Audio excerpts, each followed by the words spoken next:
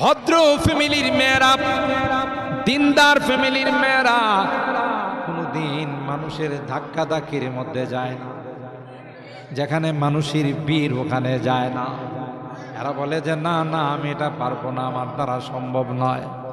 আর যারা অসভ্য, যাদের ধর্মীয় শিক্ষা দেওয়া হয় নাই, যাদের মধ্যে দিনদারি নাই, এরা কিসের পুরুষ কিসের নারী সবাই রে ধাক্কায়া যায়। কথা বলেন ঠিক কিনা? এদের পোশাক আশাকের কোনো ঠিক নাই। আর দিনদার ফ্যামিলির মেয়ে যারা হয়, ভদ্র ফ্যামিলির মেয়ে যারা হয়, এদের পোশাক দেখবেন বড় সুন্দর, বোরকা ছাড়া বাহির হয় না। কখনো যদি ওড়না কামিজ সালোয়ার পরে বের হয়, তাও বিশাল ওড়না দিয়ে মুখটা ডাইগা রাখে। কথা বলেন ঠিক কিনা? নবীর সন্তান হযরত শুআয়ব আলাইহিস সালামের দুই মেয়ে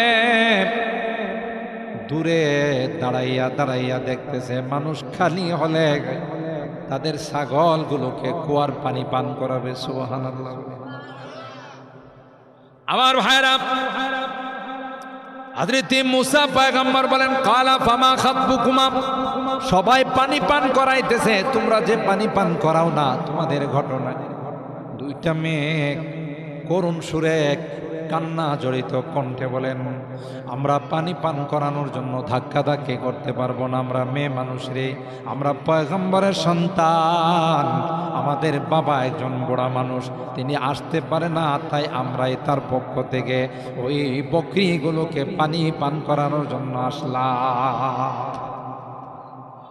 হযরত মুসা পয়গম্বর রাজপুত্র যুবক, কথা বলেন ঠিক কিনা? গায়ে শক্তি আছে না নাই? তাড়াতাড়ি ছাগলগুলোকে হাতে ধরে বলল তোমরা এখানেই থাকো, কুয়ার কাছে নিয়ে আইসা ছাগলগুলোকে সুন্দর করে পানি